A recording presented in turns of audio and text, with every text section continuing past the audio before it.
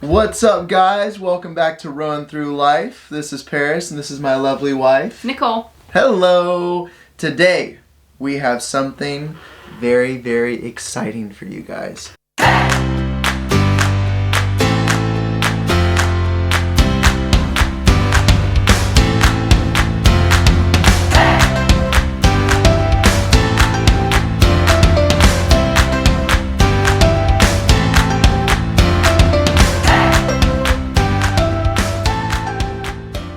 We're going to be talking about what it looks like to show up for your significant other. What does that mean?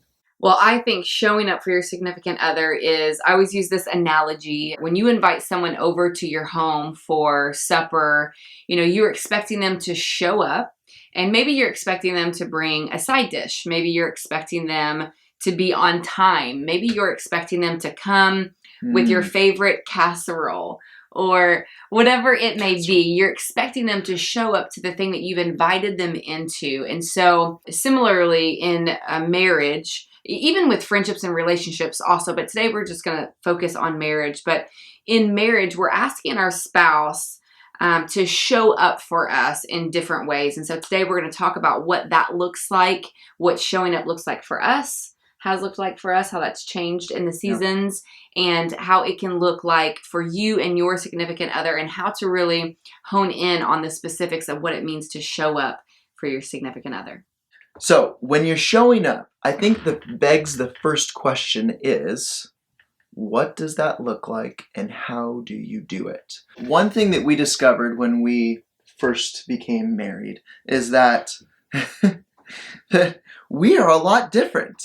Even though we're both humans, but... It's the only thing we have in common. That's not true. I'm just kidding.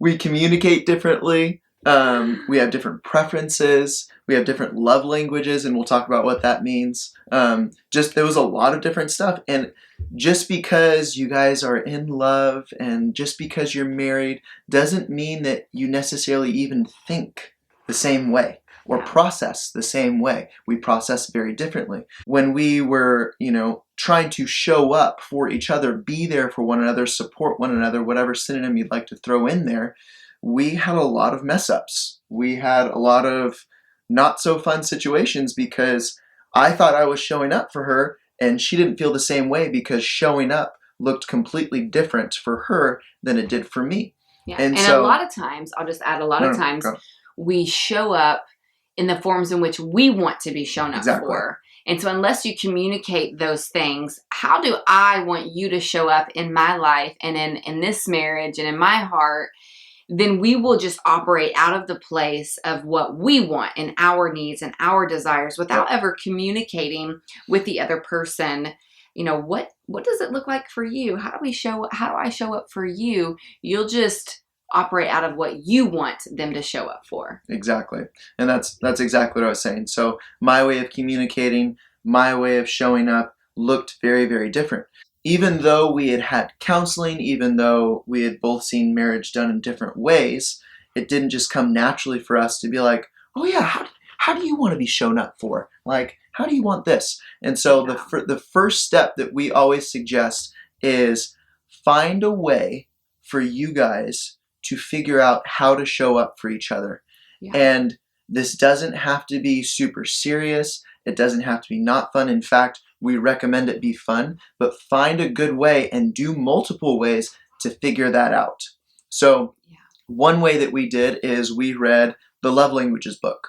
So there's 5 love languages. We're not going to go through all of them right now. We can just talk about what ours were. But it's kind of fun because you can read through it, you can take a test together, and you can find out. And it's very simple because there's only 5. And it has a brief explanation of, hey, here's a good starting point to find out how you can show up for the other person because their love language is actually this versus what yours is. And that's how you're showing up. So, for instance, Nicole's top love language is...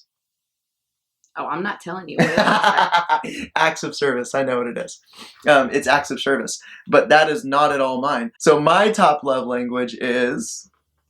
Words of affirmation. Yes, exactly. The point of this is that you guys need to find out a way to do that that is fun for you guys. The one that we started out with in the very beginning was love languages. Other options include, I mean, we've done it all. So yeah, there's lots of personality tests and lots of things, and the whole point isn't to figure out what your personality is, although I actually find it helpful. It's more so to start communication exactly. with your significant other about you, and even unlocking things inside of you that maybe you forgot about, or seasons have changed, and so you didn't realize, oh yeah, I forgot, I actually really enjoy fun, spontaneous adventures, or whatever it may be. Yeah. Really, it's just you all doing something in collaboration to say, let's learn about me, let's learn about you, let's figure out what makes us come alive and have fun with one another, and just little things.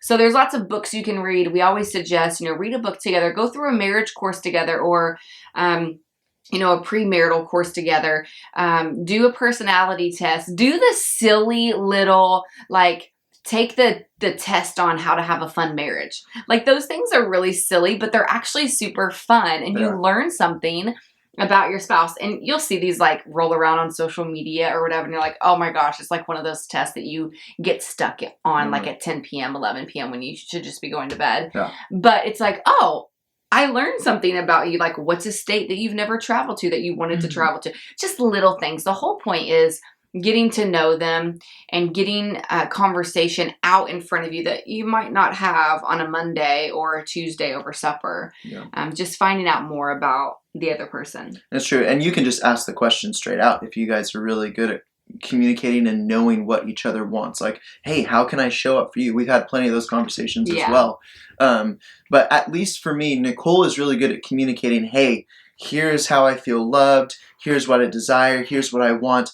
For me, it's not always easy for me to communicate those things. And so we found out that to read a book or to take a silly test or to do a personality test or whatever it was easier for me because it drew those things out that I wasn't naturally able to communicate, to be like, what can I do for you, person? I'm like, I don't know. I don't know. Well, and one of the things I would suggest for women, especially women, is to take the guessing game out of it. So I know for men, you guys are like, I can't read your mind. Yeah. And really, I don't want you to read my mind. I'll just tell you. Now, I'm really good at communicating that way. Maybe you're watching this and you're thinking, wow, I'm not good at communicating those things. So, fun ways to do this is to create a Pinterest board with all your favorite things, right? Like, I've totally done this. Yeah. Like, on a date, I would love to go to this park and have a picnic, and here's a photo, and here's the directions, and this is how you get there, and it's on my Pinterest page. Or, if you're gonna buy me a random gift, I'm not a super big gift person, but if you're gonna buy me a random gift, here's a board of random gifts that I would like. And, it's obviously not like crazy expensive items. I mean, if that's what you want, then that's totally understandable. But, it might be a journal, or it might be an agenda, or whatever, just small things where I'm taking the guesswork out of what would be love to me, what would be showing up for me, what would be hitting just my love language. But also, as Paris was saying, just communicating those things. So just take the guesswork out of, well, why didn't, I'll hear women say like, well, my husband doesn't plan, or he doesn't think ahead, or he doesn't know how to love me well. And I'm like, well, did you communicate? Like, did you say, hey, on, the best weekend of my life, it is just going on a date with you to get coffee. Have you ever communicated that? Well, no. Well, how do you expect your husband or significant other to know that? And so maybe for some of you, you can even write this down on a piece of paper and put it inside your closet. Tape it in your closet. Like, hubby, taking the guesswork out of it for you. Yep. Here's what I love. So just make it easy for the other person. True. So anyway, first point is find a tool, find a fun way to communicate that. If it's just straightforward for you guys, hey, how do I show up for you? That's fine. If that means doing a fun personality test, that's great too. Reading a book. But find a good way or method for you guys to communicate and find out, hey, how do I show up for you? How can I be there for you? How can I support you? That kind of thing. So that's the first step. The second step is to try it. So here's the thing is sometimes we get it wrong even about ourselves. So there have been items where I've said, yeah, this is how you can show up for me. And then she tries it, and then I'm like, actually, I was wrong. It didn't feel like you were showing up for me. I thought it would, but I was wrong, you know. And so Yeah. that value that I thought I had actually wasn't correct. Yeah. And so I think testing it out and having fun after you have that conversation, and make it fun. There doesn't have to be a ton of pressure around it, but Yeah. figure out ways. If your wife thinks she's super adventurous and is like, I want to be taken out on adventures to new places, then make a list and try it out, and you guys are going to find out whether that's actually fun for you guys. So I think the second step is try it, have fun, enjoy the trial and error time, and it's a way of, one, doing new things, and two, figuring out what makes your spouse come alive, right, through Yeah. those methods. Yep.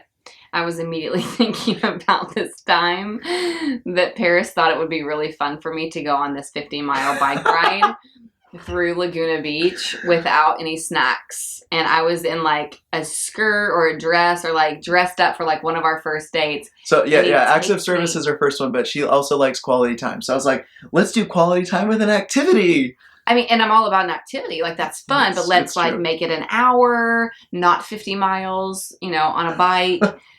So I had to communicate that early on. Like, I need you to feed me if we're going to be gone for that long.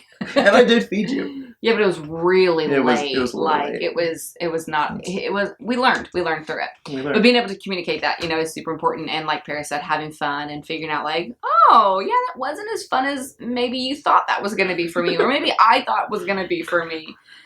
Communication, Yes. super important, but actually doing it is, the second key to this video today is trying it out, doing it, and then, having conversation around it, really seeing, did that make my significant other come alive? Was she so excited to go on that 50-mile bike ride? She didn't look very excited.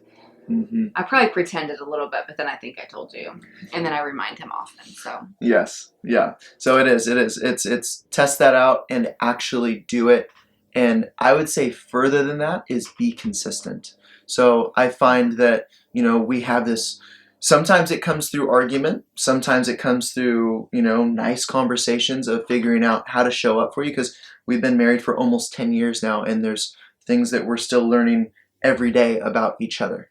And so I think being consistent is a good third one. So yeah. you're having those conversations, which may be on repeat or slightly different. You're testing it out. You're actually doing it. You're being intentional. You're communicating that to your spouse.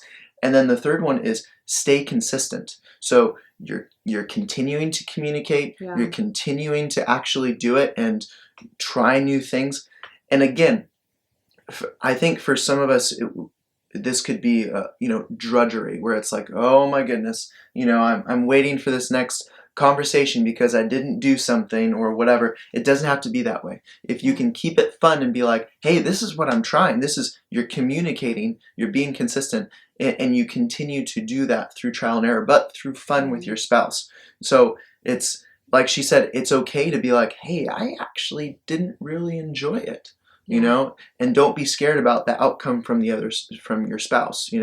That becomes a healthy communication piece, because if you don't communicate it, and your spouse is showing up by trying to do it over and over, and you're never enjoying it, like, I would want that communicated to me, even if it is hard to hear maybe for the first time. Because you're like, man, I put all this effort into this, whatever it is, this dinner or this adventure or whatever your spouse told you about. They're like, I actually didn't like that. Sometimes that kind of hurts. You're like, I put a lot of effort into this, but better to do it then and there so that you can adjust and then go after it again, rather than do it over and over and then, that meant nothing to me. Yeah. And then you're like, I just spent years trying this and you weren't communicating. Right. And I'll give 2 examples. So Paris bought me a gift, actually recently, and it was incredibly thoughtful. He had taken all the kids to go get this gift early one morning. He knew I wanted this type of gift, so he did what he could in what he knew to go get it. And so when I opened it, I felt the weight of, wow, I know what it took for him to take all the kids to go get this gift, to pick it out, to buy it, to wrap it, all these things. But my first thought when I opened it was, I had this vision, and it's not the gift wasn't the vision that I had in mind. And so I said, I love this. I think I communicated it well, right? You did. Like, You did a I good job. really, really love this. I love the thought. I love the time that it took. Like, I see that. Thank you so much. That means more to me than even the gift. Mm-hmm. But I had a vision in my head for what I wanted this to actually look like. And this isn't it. So I'm probably going to return it. Is that okay? He's like, oh yeah, sure. I just thought it was cool because, and he shared like why he picked that one out. And again, I appreciated it, but we've come to a place in our marriage where we can have those kinds of conversations. Mm-hmm. So there's never a, did she like it or did she not like it? Did he like that or did he not like? We've tried to be communicative about, oh my gosh, you were so thoughtful. This is so amazing. It's not what I thought. Because if I would have said, oh my gosh, this is amazing. Thank you so much. And then I would have taken that gift. It would have been a reminder of the vision that I had that didn't come forth. Yeah. And I would have been bummed inside. And maybe I wouldn't have even seen that. It wouldn't have manifest for years later or whatever. But then I would tell Nicole, myself, like, your vision and what you wanted doesn't matter. And he doesn't know you because he doesn't know your vision. And then it creates this whole storyline that makes you just kind of cuckoo. Whereas you can just cut all that off and say, oh, this wasn't what I was looking for. I love the time, and, compliment them because they worked hard. They spent time. They spent money. But now he knows when I give something to Nicole, when I show up for Nicole, she's going to tell me if that was accurate, if you will, or not. Mm-hmm. She's going to tell me how that felt and what that meant to her and if it was right. Yep. And to add to that is that, and something that she has learned about me is that one of my love languages being words of affirmation, if we're just going to use that as a method, was she did do a good job of like, hey, I saw that you took the time to do this, that you had to take all the kids to do it, and I appreciate this. And so there was the words of affirmation that she laid out there, and then it was after that, do you mind if I actually take this back? I had something else in mind. But because she had those words of affirmation and the recognition that this is what you did, X, Y, and Z, it communicated to me that, oh, okay, like, you actually appreciate a lot of the things about this gift. Yeah. It's just you wanted something a little bit different. Yeah. And so that was okay with me, but she's learned how to communicate that to me versus, actually, I just don't like this gift. Yeah. Which I think I would have been okay too with. And just to give you another example, because I often learn by examples and realize things about myself through other people's examples, but there was a season in our life where we were on a tight budget, and Paris would show up with flowers, just, these beautiful bouquets. And I appreciated the thought, and I appreciated the time, and I appreciated his willingness to think of me. But I had to communicate to him, you know what? You buying flowers and you picking a flower from a random road off the side of the road or in a garden or what, in our front yard, and bringing it to me actually means more to me than you going and spending money, going and doing that and bringing those home. And I had to communicate this a few times because women love flowers and they love, I guess some women love money to be spent on them, but we had goals in our marriage to, save a certain amount and, be financially stable, all of that. And so every time he bought me flowers, in my head, I went, he's not being financially sound. Like, he's actually not doing what we've talked about doing, which is saving and getting ready for the future and all that good stuff. But I didn't know how to communicate that. They meant nothing to you. So no, they did. But just being able to communicate that over a few times, because I think maybe you thought, really, picking a flower is the same than buying some flowers. You're not being truthful. But I had to say, like, no, genuinely, you picking a flower actually means just as much to me as you buying flowers. It's one of these things that, like, you mean, but you don't really mean. We don't do that. No, I don't do that. I say what I mean and mean what I say. But just to give you another example of little things so that in your mind you're not going, why does he keep buying me flowers, or why does he keep bringing home new golf clubs, when we've talked about, being responsible with our finances and just communicating, oh, when you do that, I actually feel like you let me down in this area.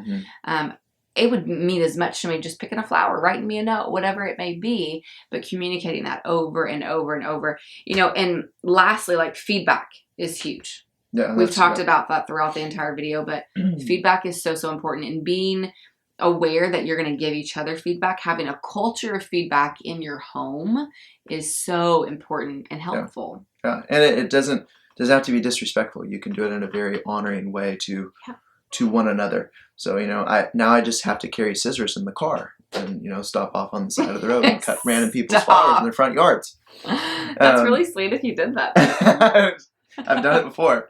So how do you show up for the other person? 1, find out a fun way for you guys to communicate that. Again, whether it's straightforward, whether you need to find a book to do together, a quiz to do together, a personality test to do together. Find something that stimulates conversation and truthful conversation about what it looks like to show up for one another. Yeah. So the second thing is just do it.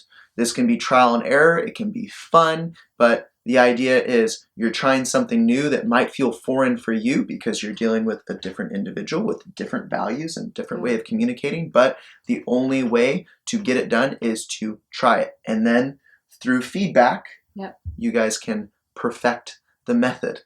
And then the last one is stay consistent. Yeah. So just because you had this big conversation, whether, again, it's a healthy conversation, whether it's, amorous conversation, or whether through conflict, but through that, don't have a one and done. So where you do, okay, I did it, I took you to Paris, and then, it's over. It is a thing where you get to do it over and over, and you find fun ways to make it consistent. And the biggest thing is communicating all the way through the process. So if there are things that you messed up, with grace, you let the other person know. Like, hey, that was awesome. Let's do more of that. Yeah. Or, hey, that wasn't as fun as I thought it was. And maybe you adjust your own expectation for what you thought, or you let them know, we could have done this a little bit differently. And don't be offended. Take it as constructive criticism to keep moving forward and having fun, because if you take it that way and you move forward, then both of you get to have fun together.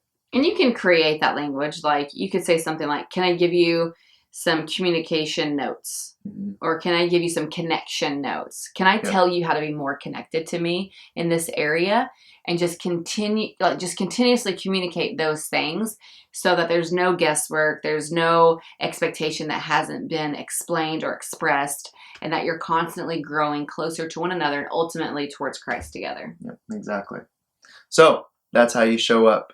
Go do it. Go have fun. Go show up. Be consistent. Communicate. Subscribe, like, share this video with your friends, with your significant other, and we'll see you here at the next video. See you guys later.